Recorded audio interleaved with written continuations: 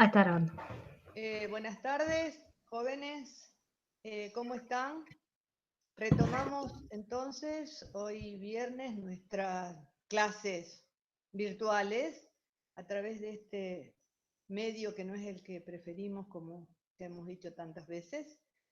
Después de que el viernes pasado, ustedes saben que fue feriado, por lo tanto no hubo ningún tipo de actividad. Tenemos la pretensión en este día de terminar con Platón. Una pretensión que está dada, bueno, por el tiempo que tenemos. Así que ahora Sofía les va a explicar una serie de elementos que hay en el campus. Bueno, buenos días, buenas tardes, buenas noches, depende de cuándo estén viendo el video ya. Sí, vamos a, como decía Betty, vamos a ir tratando de completar de alguna manera esta modalidad con algunos otros formatos. Entonces, lo que vamos a estar subiendo al campus es una guía de lectura que ustedes van a ver que tiene muy detalladamente, hecha por la profesora Betty, una guía para ir leyendo lo que hemos venido viendo del libro 1, y a su vez hay un cuestionario que es solo para que ustedes lo completen y digamos, un ejercicio para ustedes. ¿Esto qué quiere decir? No hay que contestarlo y mandarnos las respuestas, no hay que apurar, o sea, es simplemente para que ustedes a través de las respuestas de esas preguntas puedan también hacer un ejercicio, digamos, de reflexión sobre lo que están leyendo. Y por el otro lado vamos a estar subiendo también un videito que hicimos sobre lo que vamos a mencionar ahora, que es la analogía entre ciudad perfecta e individuo, que es un video aparte que hicimos específicamente para trabajar esa analogía, porque bueno, también entendemos que hay cosas, como decimos todas las veces, que por ahí se nos escapan. Es un libro que es muy rico y que a veces, bueno, hay que ir seleccionando qué es lo que vamos a trabajar en las clases. Así que bueno, eso. Bueno, gracias, Sofía. Voy a hacer un pequeñísimo agregado a lo que dijo Sofía recién. El cuestionario que van a encontrar que no tienen que responder es sobre el libro 1, pero la guía de lectura es sobre el libro 1 y 2. La guía con todos los números de parágrafo no es solo sobre el libro 1, sino sobre el libro 1 y 2, que son los de lectura obligatoria. Eso nada más, perdón Sofía, porque si no va a quedar como que era sobre el 1. Más el video que hizo Sofía, que que les va a resultar absolutamente interesante. Bueno, seguimos entonces con lo nuestro. En la última clase, al finalizar, les sugerimos que leyeran ustedes en casa el relato que cuenta Glaucón en el libro 2 sobre el anillo de Giges, que me parece que habíamos explicado muy por arriba, que se trata de la historia de un pastor que encuentra un anillo y que se da cuenta que según cómo se lo ponga, se hace visible o se hace invisible. Y por lo tanto se aprovecha de esa cualidad mágica del anillo y se vuelve invisible para cometer todo tipo de atropellos, mata al rey, se casa con la reina, etc. ¿Para qué Glaucón se ocupa de narrar esta historia de Giges? Justamente para sostener que todas las personas, sin excepción, si tuvieran el anillo de Giges, obrarían igual. Quiere decir, dicho de otro modo, que si todos tuviéramos el anillo de Giges, seríamos injustos. Es una acusación, podríamos decir, o una afirmación acerca de la condición del ser humano muy fuerte. Esa aseveración de parte de Glaucón continúa después a lo largo de la conversación más algunas intervenciones de su hermano Adimanto, para seguir insistiendo una y otra vez acerca de lo difícil que es ser justo.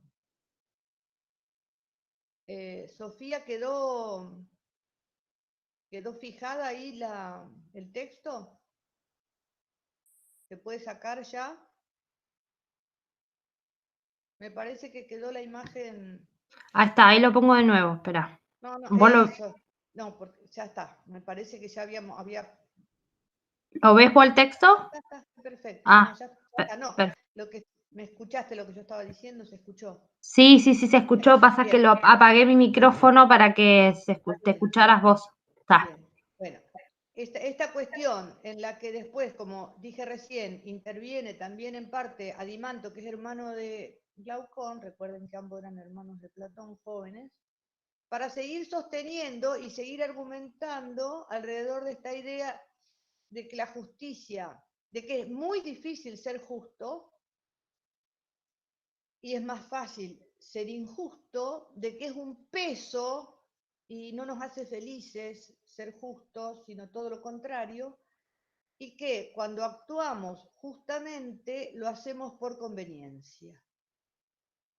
Por conveniencia quiere decir en este caso, porque de lo contrario sufriríamos una especie de, en términos actuales, de sanción social, como diríamos hoy, ¿no? Seríamos sancionados socialmente por ser injustos y ese es el único motivo por la cual somos justos, por las ventajas que nos trae. Ventajas para casarnos, como se dice así, ventajas para obtener, etc. Bien, eh, quiere decir que toda esta parte del texto, la que sigue a la diatriba de Trasímaco, sigue insistiendo acerca de la dificultad de actuar justamente. Y me parece que esta dificultad que se comenta una y otra vez está en relación con la dificultad por saber qué es la justicia. Como hasta ahora en el texto no se ha dicho qué es la justicia, salvo las intervenciones previas que fueron todas refutadas por Sócrates Platón, este último todavía no ha dicho qué es la justicia. Entonces, otra vez aparece la demanda.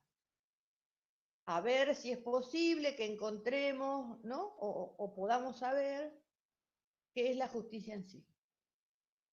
Es decir, que hay en el texto otra vez una especie de nudo argumental que vuelve a poner una especie de motor de ideas para encontrar nuevamente un hilo hacia la definición de la justicia.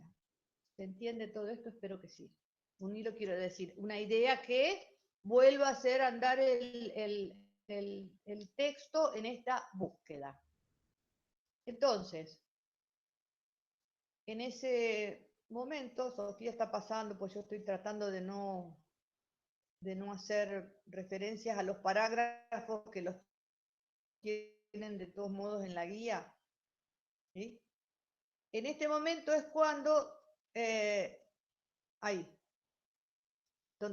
baja un poquitito, donde aparece, baja un poquito, letras más grandes, exactamente, donde se dice, vamos a hacer un esfuerzo para encontrar esto, y de qué modo.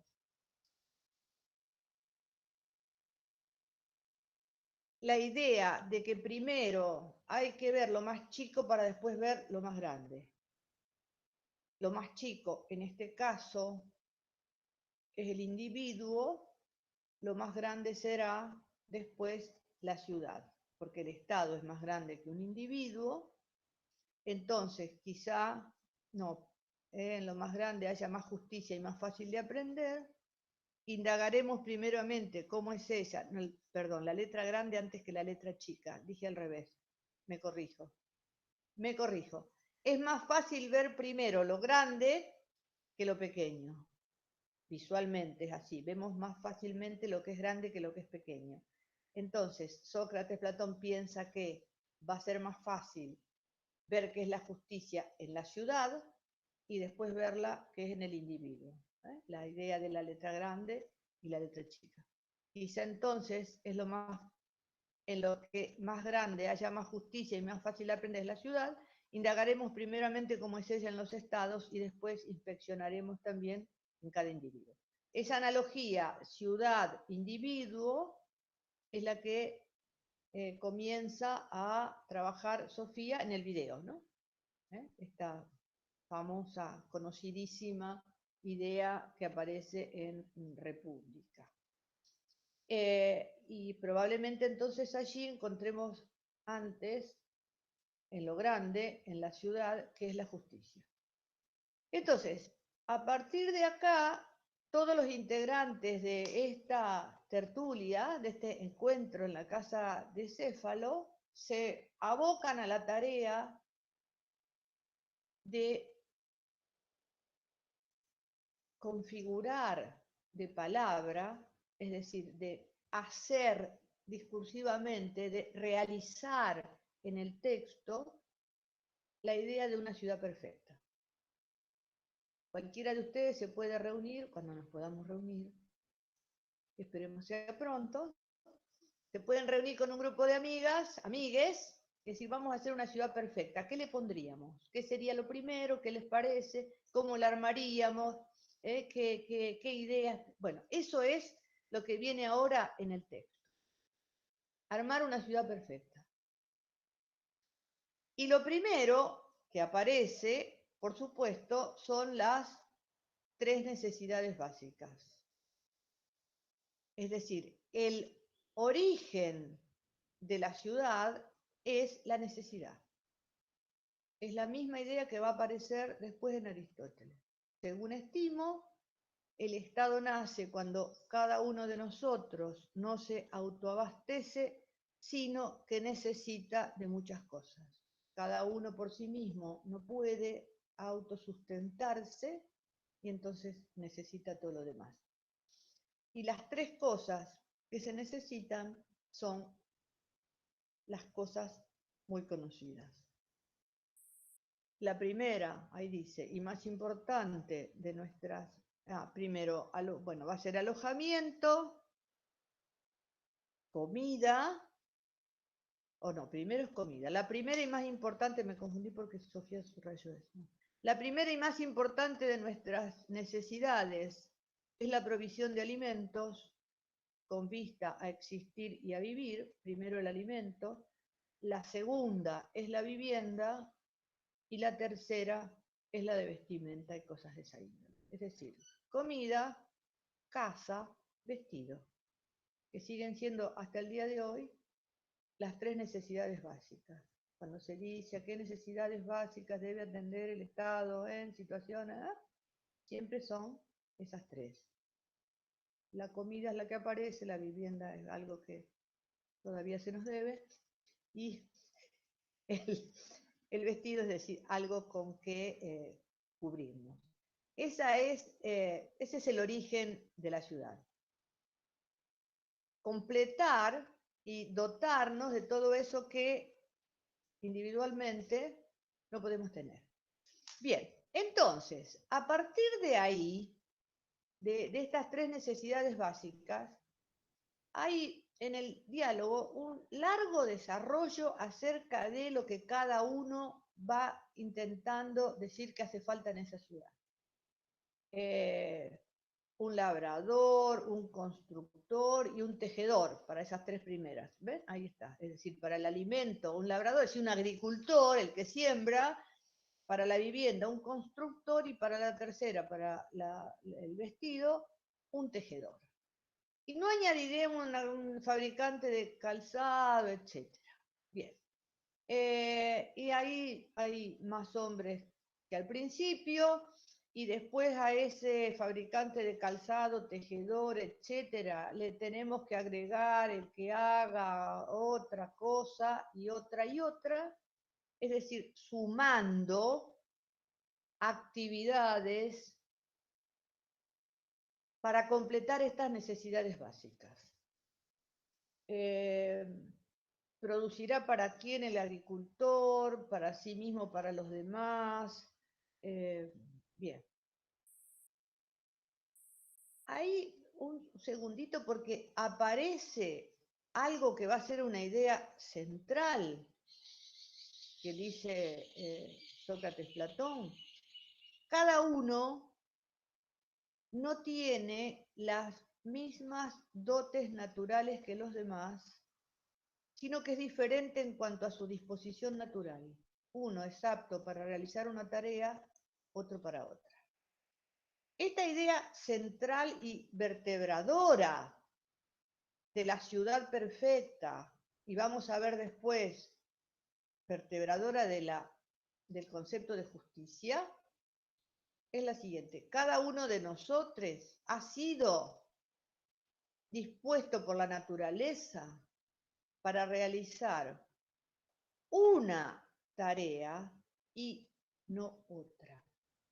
Por naturaleza, esa expresión por naturaleza, que es clave aquí, que va a ser clave también en Aristóteles, quiere decir que hay una disposición natural con la que venimos al mundo, en la que la naturaleza, que ha repartido justamente dotes, hace que cada uno sepa o sea apto, para usar más el vocabulario preciso, cada uno es apto para realizar una determinada tarea y no otra. El zapatero hará zapatos, el agricultor sembrará, el que cocina cocinará, etcétera, etcétera. Piensen en todas las actividades de esta incipiente ciudad que aparece acá. Será mejor que uno solo se ejercite en muchos oficios, que se ejercite en uno solo, que se ejercite en uno solo. Que cada uno que tiene esa disposición natural se ejercite justamente en esa y no intente hacer muchas cosas, porque de lo contrario, me permito decir, sería algo como torcer lo que la naturaleza dispone, ir en contra de lo que la naturaleza dispone en cuanto a nuestras aptitudes o capacidades naturales. Y eso es lo que no está pensado acá, sino todo lo contrario, ¿no?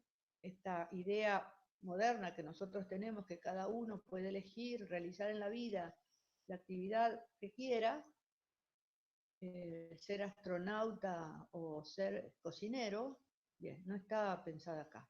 Acá es absolutamente otra. Nacemos con una determinada aptitud, capacidad, y a esa nos tenemos que dedicar. Sí, sin embargo, perdón, yo siempre me acuerdo en este pasaje que también es cierto que para algunas cuestiones seguimos creyendo que hay dotes naturales, qué sé yo, para ciertas cuestiones del arte, por ejemplo, seguimos creyendo que hay gente que ha nacido para eso y gente que no, digamos. Entonces, la idea de que con esfuerzo cada uno puede hacer lo que quiera, en esas cosas siempre nos flaquea, digamos. Sí, es cierto, Sofía, gracias. Es muy usual que escuchemos eso. Nació con tanta dote para la música, sí, nació con una voz maravillosa, no podía ser más que cantante, etcétera. Sí, es cierto. Sí, que está muy arraigada todavía, muy, y para sobre todo para las artes, ¿no? Desde chica, desde chique, ya apuntaba a hacer tal cosa. Bien, nació para. Exactamente. Bueno, esa idea está acá. Está acá fuertemente para todas las actividades. No solo para las artísticas como es más usual ahora. Bueno, vamos entonces pasando en la aparición de diferentes actividades. Que aparezca el que hace esto, el que hace el otro, más adelante el comercio, la navegación, se producirán más cosas y cada uno trabaja en el momento oportuno. Ahí está, acorde con sus aptitudes naturales, exactamente lo que está marcando Sofía. Bien, después, un poquitito más adelante, carpinteros, dice herreros, muchos artesanos. La ciudad se está poblando de actividades. boyeros, pastores, cuidadores de ganado, yuntas de bueyes, traslado de materiales, etcétera. No será un estado pequeño, dice Adimanto, si debe contener toda esa gente. La necesidad de importar cosas, es decir, de traer cosas de otro lado, porque en esa ciudad faltan algunas cosas que ahí no se producen. Lo que se debe producir en el país no solo viene suficiente, sino también, un poquitito más abajo, Sofi, gracias, cantidad requerida para intercambiar bienes. Bien, la ciudad se va complejizando. Ahí aparecen los comerciantes, después va a aparecer las tareas marítimas, después van a aparecer el mercado, por supuesto. El mercado es fundamental ya en este momento. Después va a aparecer, supongo que por ahí más abajo, la moneda, ¿no? En esta época ya había moneda, no pensemos en el trueque que quedó muy atrás en la historia. Y bien, los que tienen fuerza corporal, ahí aparece algo que siempre ha llamado mucho la atención de los lectores de República, que hay personas que tienen solo fuerza corporal, es decir, que solo son aptos para tareas pesadas, y ponen en venta el uso de su fuerza, y denominan salario a su precio, los asalariados. Les suena conocido, ¿no? Hay alguien que después, en la mitad del siglo XIX, se dedicó a hacer estallar esta idea de, de, la, de que solo tenemos fuerza de trabajo para vender en el mercado. Bien, está acá.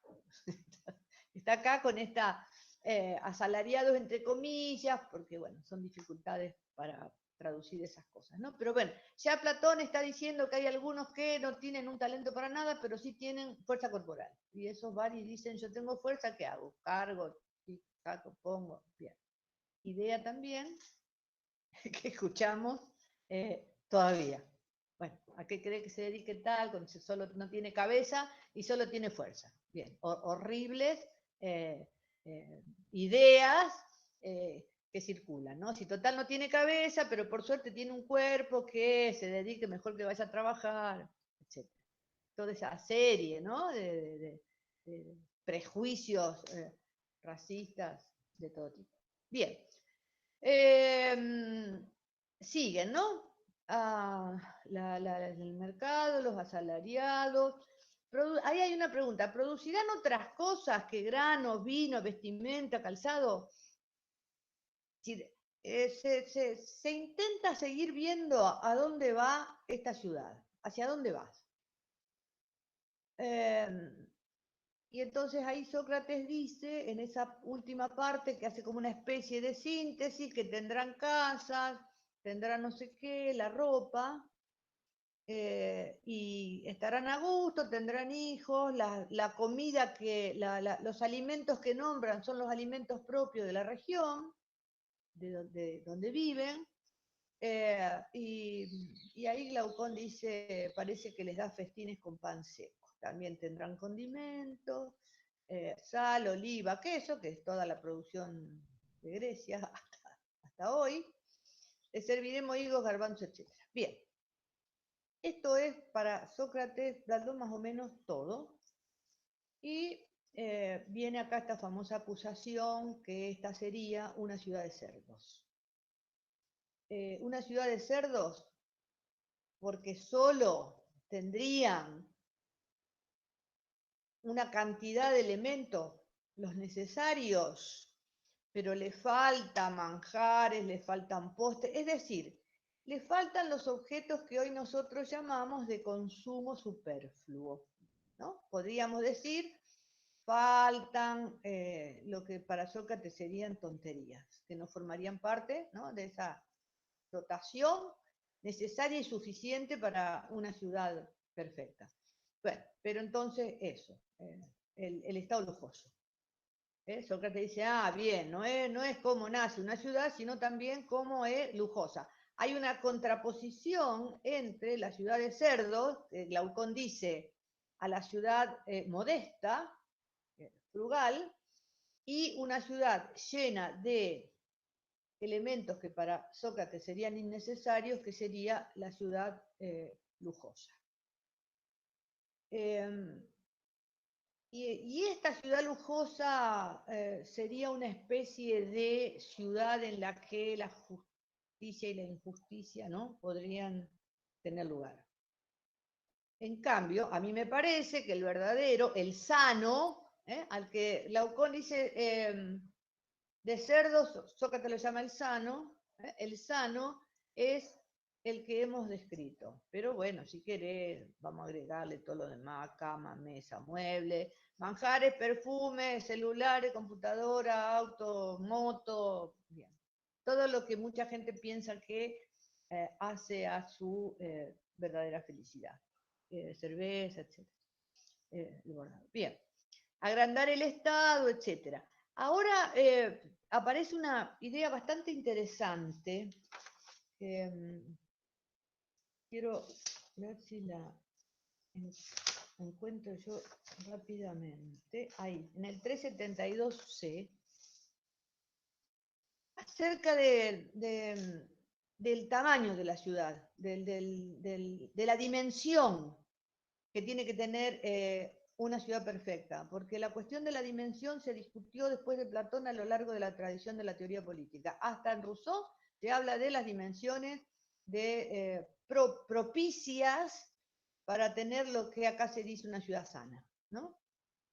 372C, a ver, no, un poquitito más abajo, Sofía, por favor. El territorio para alimentar a la gente, me parece que sigue para abajo. 372. Queremos contar con lo de la guerra y la procreando hijos. A ver, perdón, es un segundo. No, 372.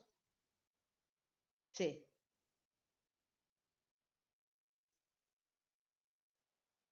Ahí, a ver. Ahí está. En lo que marcó. Millón de gracias. Esta cuestión del tamaño de la ciudad tiene que ver con lo que se dice ahí. Estarán a gusto en compañía y no tendrán hijos por encima de sus recursos para precaverse de la pobreza o de la guerra. Fíjense lo que está sosteniendo acá Sócrates Platón. Está sosteniendo que debe haber una regulación de los nacimientos, es decir, lo que hoy nosotros llamamos, ¿no?, un control de la natalidad, que es una idea que va a sostener en su último texto, que es Leyes. ¿Por qué no tendrán hijos por encima de sus recursos? Porque tener hijos por encima de los recursos hace aparecer la pobreza, o de lo contrario la guerra. Lo de la pobreza lo entendemos. Lo de la guerra, ¿por qué?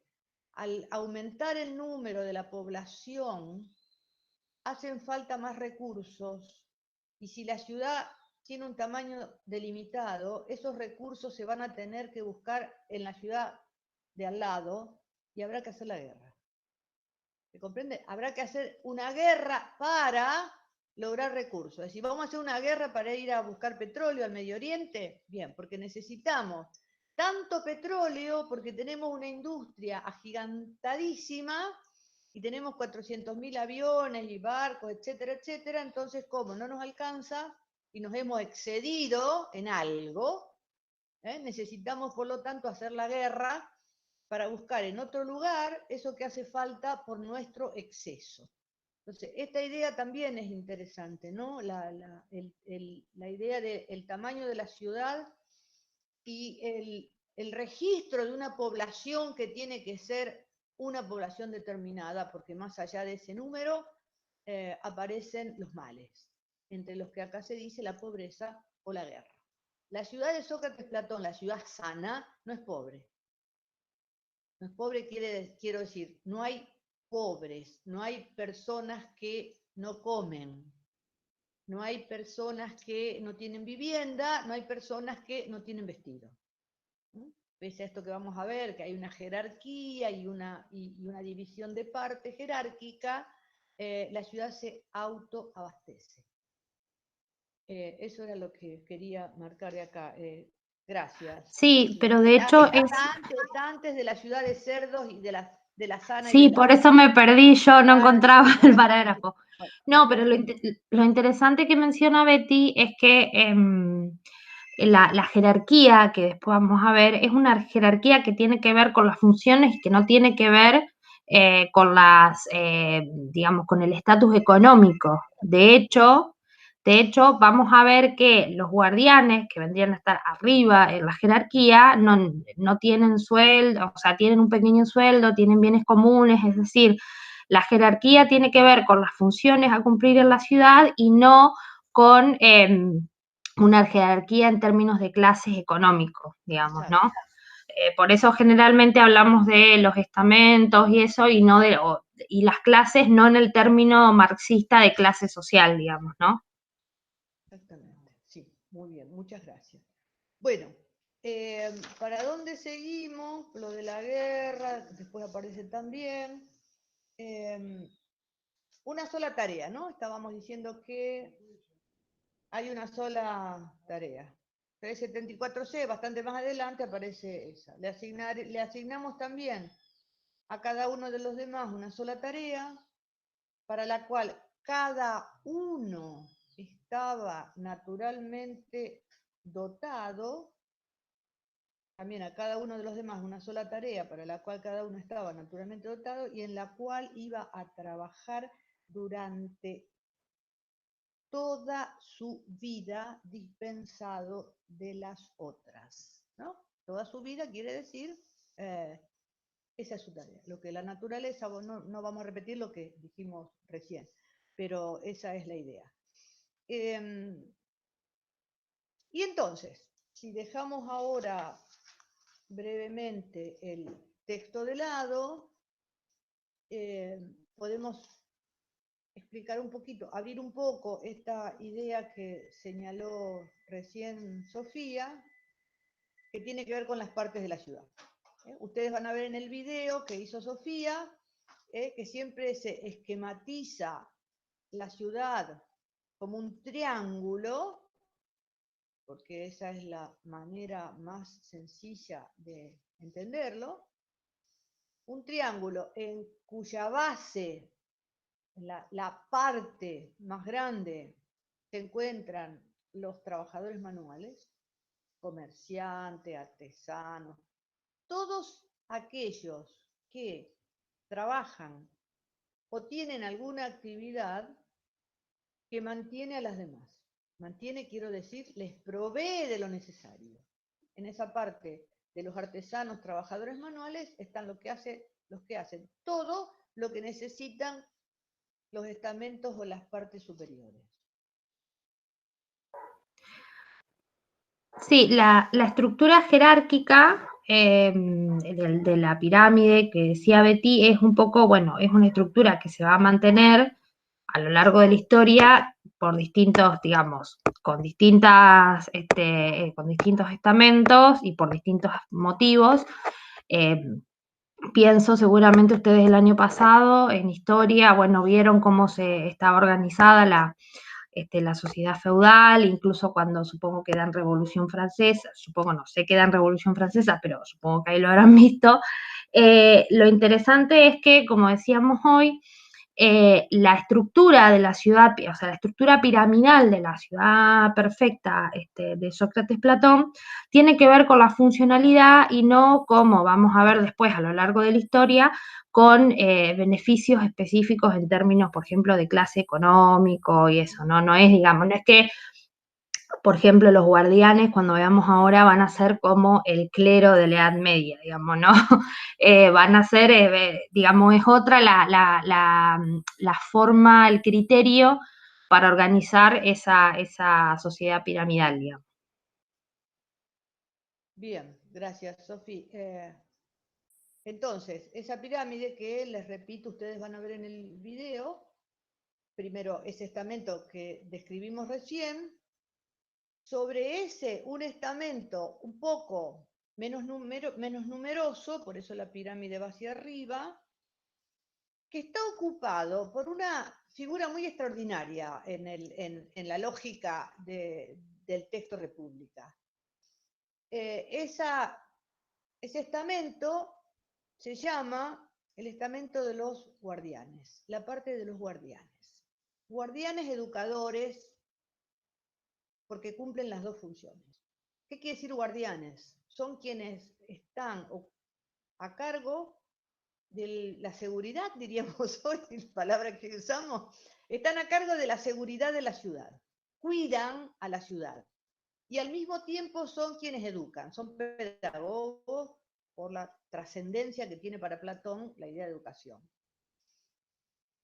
Lo que ha llamado siempre la atención y sigue llamando la atención cuando uno se detiene a leer esto, es el modo de vida que Platón establece para el estamento de las y los guardianes. Ahí aparece lo que se llama la vida comunista. Comunista no en el sentido de partido comunista, sino comunidad. Las y los guardianes viven en una comunidad y no tienen ni pueden tener nada propio. Nada propio quiere decir nada. Ni familia propia, ni bienes propios. Nada. Todo se comparte de una manera absolutamente asombrosa hasta el día de hoy. Digo, hasta el día de hoy cuando uno va y lo lee. ¿El argumento cuál es? ¿Por qué no tienen nada propio, ni las ni los guardianes? Porque Platón, acá voy a decir Platón, porque Platón cree que teniendo algo propio, cuidarían siempre lo propio.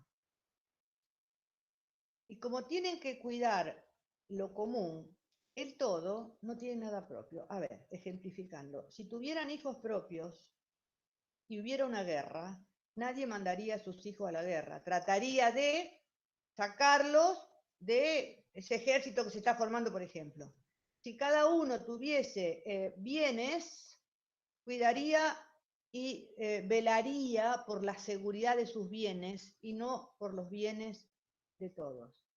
Y entonces, en esta vida comunista de las y los guardianes, aparece esta extraordinaria idea ateniense, diríamos griega, pero es mejor ateniense, que hasta el día de hoy sigue teniendo una densidad política extraordinaria, que es la del bien común. Lo que ahora llamamos bien público. Hay algo que se llama bien común, que es el bien del todo, que es más importante, más relevante que el bien de la parte, que el bien del individuo. Es para que, insistimos en esto para que lo piensen, ¿no? Porque es una idea que hasta el día de hoy discutimos, sobre todo en estos momentos, en que la vida y los alimentos y las camas de hospital y los respiradores y los recursos y los médicos y las enfermeras, se dice todo el tiempo, tienen que estar a disposición del bien público. Bien, esta idea del bien común es una idea luminosa y extraordinaria y Platón la realiza a partir de pensar que los guardianes, los que cuidan, no tienen nada propio, ni mujeres ni hijos. Los hijos se crían comunitariamente y una vez que uno tuvo un hijo, nadie no sabe más cuál es el suyo. Si yo fuese una guardiana en este momento, sería bueno porque sería joven, y tuviese un hijo, después que nació, lo alimenta, lo cría la comunidad y dejo de saber cuál es. Por lo tanto, como todos pueden ser después mis hijos, voy a cuidar a todos. Eso como dice Betty, esto, ¿no? Yo me adelanté un poco hoy, pero justamente quienes están como más arriba en la pirámide son los que justamente no tienen propiedad privada ni familia.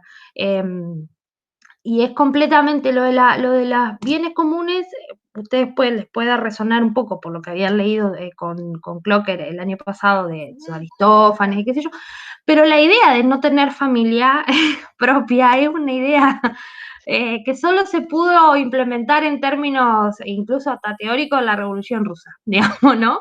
Con la socialización de las tareas del cuidado.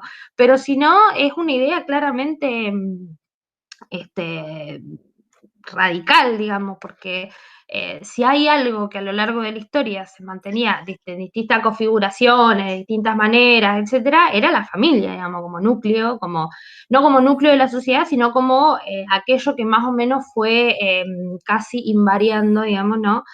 Pero bueno, es importantísimo, como dice Betty, porque justamente, digamos, lo que está por encima siempre es el bien común, y ese bien común solamente se puede lograr en términos de lo que son los guardianes, es sin tener, digamos, algo que uno pueda decir, yo voy a proteger esto primero, yo voy a velar por esto antes, ¿no?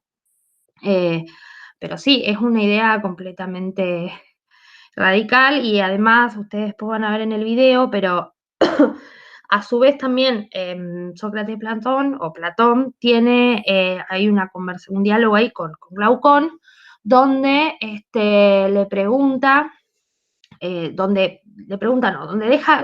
Platón deja claro que guardianes también pueden ser mujeres, lo cual también es radical para el momento. Dice, bueno, si le damos la misma educación, el mismo ejercicio, los ejercitamos de la misma manera, guardianes también pueden ser mujeres, lo cual también es, digamos, una radicalidad para el momento bastante importante. Eh, pero bueno, eso me parece fundamental lo que marca Betty acerca de, digamos, de la función, de la relación entre el bien común y la idea de, bueno, de efectivamente estar como dedicadas completamente al bien común de la ciudad y no a los bienes privados, ¿no? Sí, exactamente. Todo eso es así y casi todos los años les recordamos que esta idea de no tener ni bienes propios ni familia propia se traslada un poco en el catolicismo, no en el cristianismo, en el catolicismo a la vida de los sacerdotes, ¿no?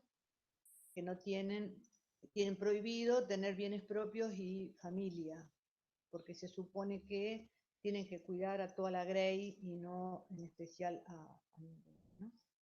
Bueno, eh, trabajadores manuales artesanos, guardianes educadores, puesto que decía Sofía que guardianas y guardianes cuidan de la ciudad y educan, son educadores. El último, la última parte, el último estamento de la ciudad es el gobernante, es quien gobierna. Y para ese lugar Platón tiene destinado, como filósofo que es, a un filósofo. O una filósofa, jóvenes, otra cosa también absolutamente estrafalaria para la época. ¿De dónde sale eso que llama Sócrates Platón el filósofo rey? Del estamento de los guardianes. El mejor de los guardianes o las guardianas, el mejor de ellos, el mejor quiere decir quien atravesó los 30 años que dura la educación, donde se estudia. Lo van a ver en el video, ¿no? Ahí Sofía cuenta que se estudia matemática, música, etcétera. Sí, Filosofía. en el video están marcados, perdón que te interrumpa Betty, en el video están marcados los parágrafos, son más largos obviamente, pero para los fines del video yo los acorté. Es importantísimo que lo lean porque hay toda una descripción bastante detallada, llevadera también, de por qué cada arte, por qué es necesario que se sepa cada arte, la matemática, la astronomía, la gimnasia, bueno. todo es el cálculo, todo eso está detallado de por qué es necesario y finalmente, como un proceso de graduación, la parte no de la dialéctica y de la argumentación, le dicen, ¿no? Pero es importante que lo lean porque es interesante, porque hay una justificación de por qué él o la filósofa reina debería formarse en esas artes, ¿no? Bien. Por lo tanto, quien llega al nivel de gobernante, sea ella o él, llega porque ha atravesado estos 30 años y porque, por lo tanto, ha tenido la posibilidad, como filósofo, de ver el mundo de las ideas.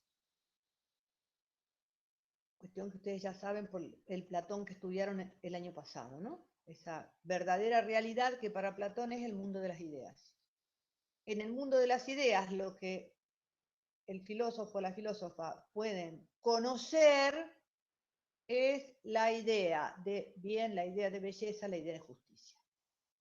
Y de ese modo, con el conocimiento, con ese saber especialísimo, gobierna la ciudad de manera justa.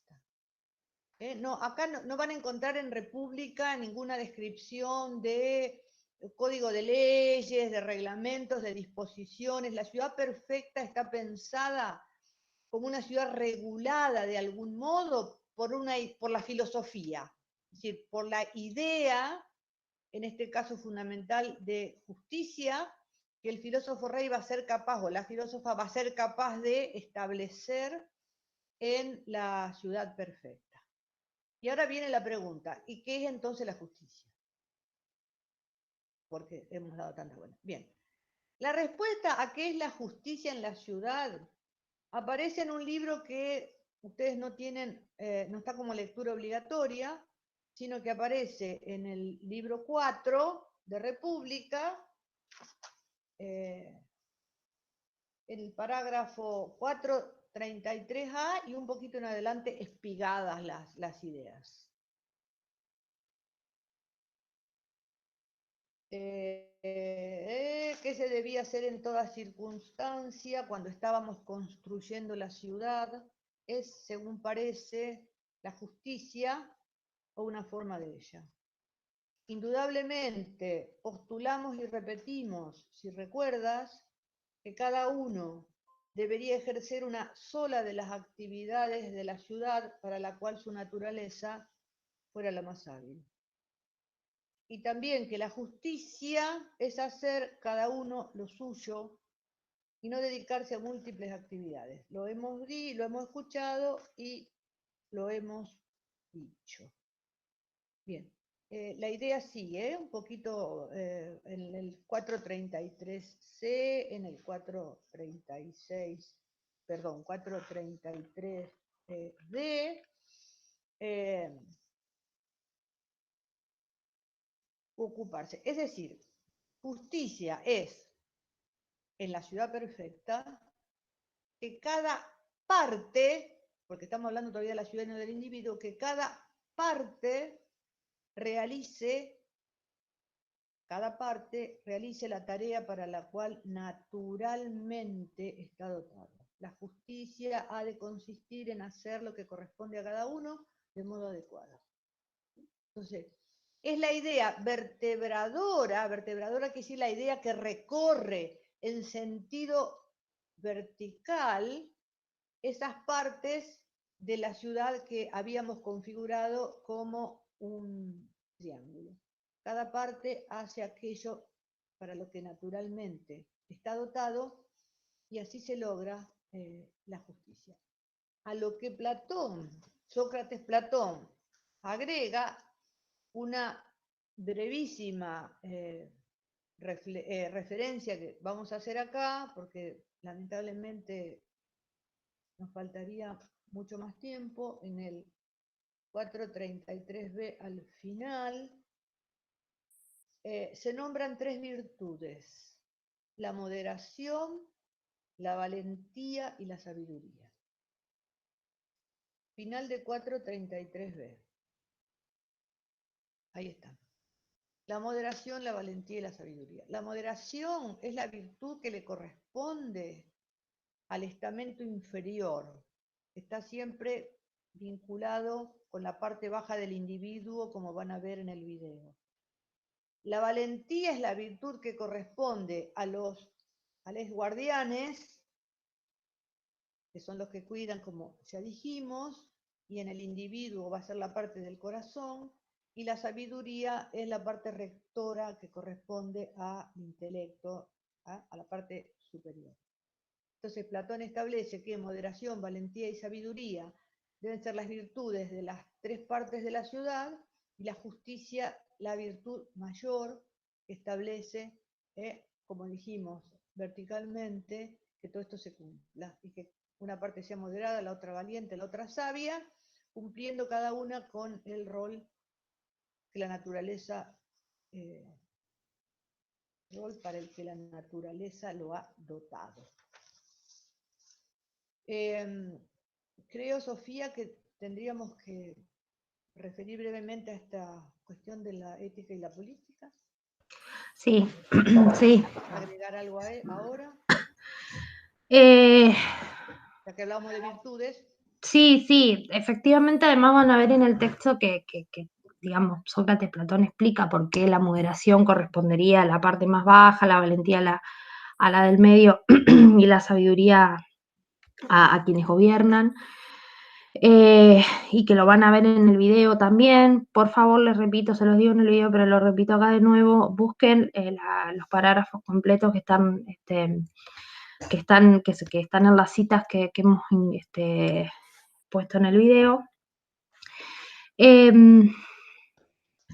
Me parece, como decía Betty, me parece importante también remarcar que, si bien parecería que hay esta jerarquía, digamos, establece claramente como un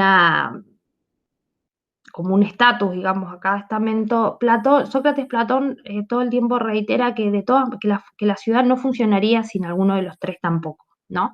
Entonces, es importante tener en cuenta que por más que pareciera que, digamos, quienes aportan el soporte material, que son, como decía Betty, campesinos, labradores, zapateros, etcétera, y a quienes correspondería la moderación, porque justamente son quienes están en la base de la pirámide, decía que podría parecer que, digamos, jerárquicamente ocupan como un lugar más bajo, que efectivamente es hacia la pirámide. Sin embargo, Sócrates Platón todo el tiempo refuerza esta idea que, así como nosotros como individuos no funcionamos en cada una de las partes en menor o mayor medida, la ciudad perfecta no funciona sin alguna de esas partes tampoco.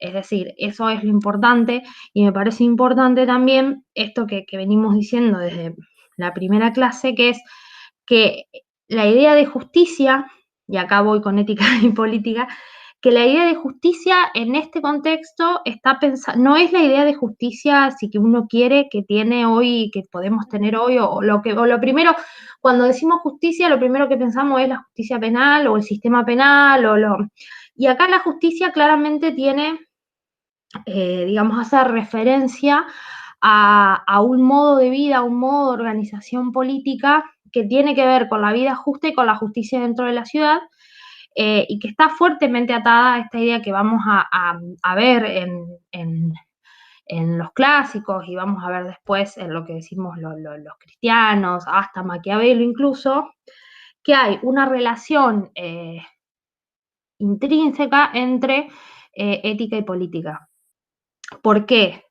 No, porque pensar, digamos, que para organizar o construir, como decía Betty, esta ciudad perfecta de palabras, lo principal va a ser la justicia, es claramente pensar que no se puede separar la política de la ética, ¿no?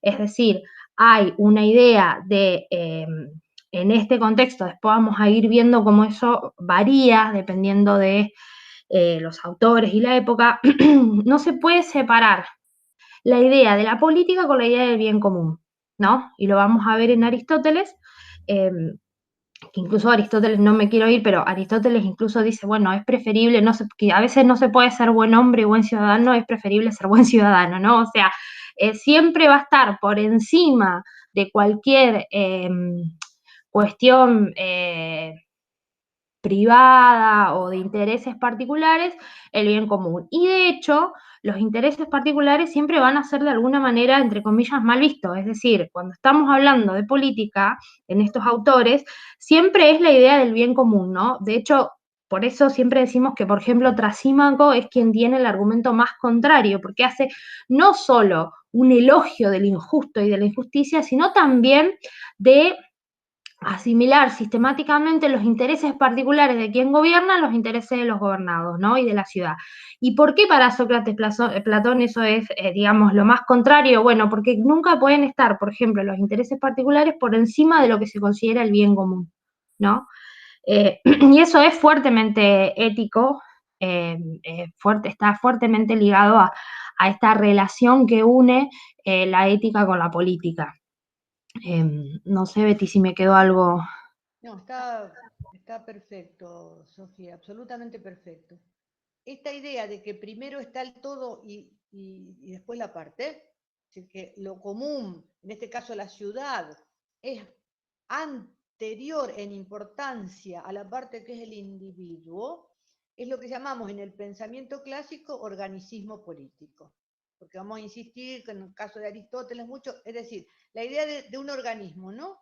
Ese organismo está visto como un todo que hay que preservar y que se entiende solo a partir de todas sus partes y cada parte se entiende a partir de pertenecer a un todo. La ética y la política están, por lo tanto, en todo el pensamiento antiguo relacionadas de manera imposible de separar.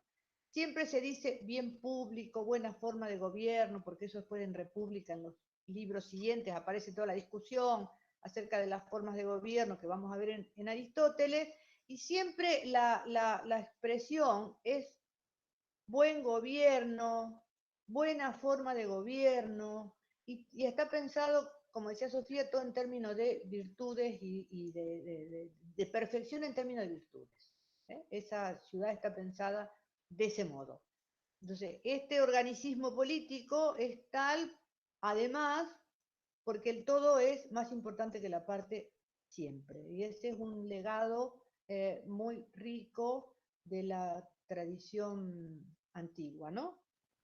Sí, de hecho, perdón. No, no, un segundito. Y entonces, si nosotros ahora recuperamos un poco las notas de la discusión acerca del concepto de justicia, tenemos que pensar que para Platón el concepto de justicia es primero un concepto natural porque tiene que ver con esta disposición de ese cosmos, como decíamos, ordenado, ¿no? Esta naturaleza que es jerárquica, que tiene arriba y abajo. Es universal porque tiene que valer para todos los casos, la refutación acéfalo, ¿no? Es objetiva, por lo tanto no puede estar asociada al parecer, sino siempre al ser. Y es por lo tanto la virtud rectora de la ciudad. Eso que tanto andábamos buscando, más o menos hasta el libro 4 o 5, porque después empiezan a verse todas las deformaciones que suceden. Sí, Sofía, perdón, quería terminar esto. No, no, disculpame vos, no. Sí, nosotros vamos a ver primero también una aporta a lo que decías vos, que es muy interesante, porque esto que decía, ¿no? De que ustedes seguramente lo trabajaron el año pasado, la cuestión de, bueno, que el filósofo es aquel que conoce el mundo de las ideas, y que de alguna manera Sócrates Platón está diciendo que, digamos, el filósofo rey es quien, o la filósofa reina, es quien sabe, digamos, ha visto y sabe cómo son esas ideas, y a su vez él mismo está definiendo lo que es esa idea. Entonces, no es como, ¿quién sabe qué es la justicia? Bueno, él que la está definiendo y que ha guiado todo el diálogo para eso. No, pero además quería aclarar que, digamos, la cuestión de la relación entre ética y política es algo que claramente va a atravesar toda la tradición de la teoría política de distintas formas, ¿no? De distintas formas, pero lo importante es un poco lo que decía Betty, que es la idea de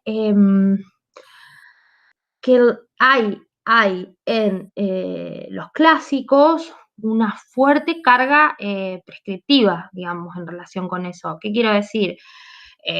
Que quizás, lo menciono porque yo sé que en problemática política se trabajan algunos de estos temas. Por ejemplo, en los modernos claramente hay una idea de bien común o bien para la mayoría, digamos, hay siempre ha habido una discusión en torno a, por ejemplo, cómo se logra la discusión entre las mayorías y las minorías, entre qué significa el bien común.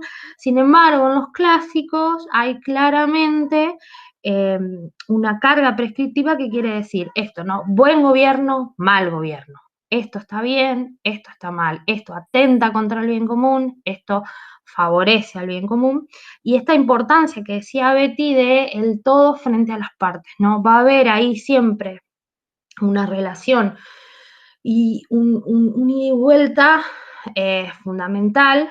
Después va a ser retomado por algunos autores modernos, quiero decir, pero esta parte es muy, muy importante porque además pensaba, perdón, ¿no? Estoy completamente atravesada por la pandemia, pero pensaba todo el tiempo eso, cómo también estos momentos ponen en evidencia de alguna manera eh, la relación que hay también entre el todo y las partes, ¿no? Los lazos Los comunitarios. lazos comunitarios, ¿no? Un virus que empieza en la otra punta del mundo y acá estamos un par de meses después en cuarentena. Pero bueno, eso, digamos, ¿no? Todo el tiempo esas analogías que también hay, ¿no? Del médico, de la idea de si una parte se enferma o si el todo se enferma, bueno, todas esas cuestiones que ustedes van a ir encontrando en el diálogo, van a ver que también les van a resonar mucho, quizás, ¿no? En lo que está pasando hoy. Perdón que me fui un poco, pero No. Es que lo que queremos, cuando nosotros con Sofía decimos estas cosas, es lo que queremos acercarle el texto. Es decir, ya que el texto quizá les haya sido dificultoso de leer, porque un diálogo es muy difícil de leer y seguir, de todos modos que acercar el texto quiere decir hacer el esfuerzo de pensar junto con, ¿no? De que el texto todavía nos tira y nos ayuda y nos hace reflexionar. Antes de que nosotros nos constituyéramos como clase virtual, Sofía y yo estuvimos hablando acerca de efectos de lectura de ahora, porque uno lee el texto, 5 años atrás la situación era otra, 10 años atrás era otra, y hoy es esta excepcionalidad, y entonces, bien, eso lo que tiene de rico esto y el esfuerzo que hacemos por acercárselos, ¿no? Hay todavía algo que resuena, que todavía nos hace discutir o nos hace decir, che, pero este tipo, ¿no? El hecho de que Sofía decía antes, la filósofa puede ser una mujer, es una cosa descabellada en el mundo antiguo, en el mundo medieval y hasta hace poco, ¿no? Digamos, mujeres gobernantes, creo que de 1950 en adelante alguna, y punto. Pero eso está ahí, eso, por algo está, bueno, discutir por qué está harina de otro costal, ¿no? Pero son esas cosas. Y lo del bien común, que nosotros llamamos más que nada bien público, es otra cuestión absolutamente relevante. Y la comunidad y todo eso que Sofía abundó recién mejor que yo. Yo por ahora dejaría, si te parece. dale, sí, sí, sí, perdón, tenía el micrófono apagado, porque estaban ladrando los perros, no sé si se escucha. Pero sí, sí, me parece importante eso, que cuando nosotras hablamos de estas cuestiones, justamente para traer un poco, acercar el texto y también eso, pensar por qué siguen siendo clásicos. Bueno, porque todavía tienen algo para decirnos, digamos, ¿no? Y todavía nos ayudan a pensar algunas cuestiones que me parece fundamental, digamos, que las pensemos, sobre todo en esta situación excepcional que creo que eso, que hay muchas cuestiones que vamos a ir trabajando y que ustedes ya han ido trabajando, que, bueno, ayudan un poco a pensar, digamos, este proceso y no enloquecer tanto en el camino. Exacto. Bueno, jóvenes, acudan al Sí, material que les dejamos y la semana que viene, no sabemos bajo qué formato todavía, si va a ser una clase, perdón, grabado, si le vamos a dejar la clase escrita, todavía no lo hemos decidido. Empezamos con Aristóteles. Sí, recordarles también, perdón.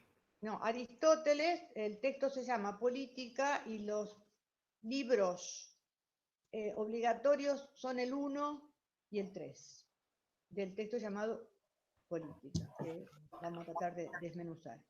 Sí. Eso es todo. Ahora Sofía les quiere hacer una indicación. No, recordarles que está el grupo de Facebook, que por ahí si hay alguna dificultad, digamos, para comunicarse a través del campus, el grupo de Facebook, o incluso, digamos, mandarme un mensaje a mí a través del Facebook, no hay ningún problema. Yo generalmente cuando me aparecen los mensajes, porque a veces Facebook los filtra, los contesto, así que también recordarles eso.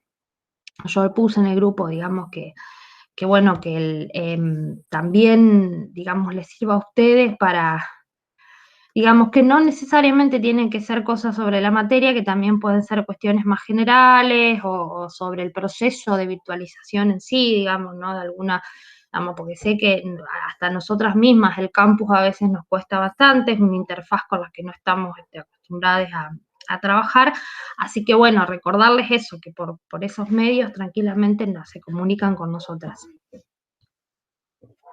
Chao. Cuídense.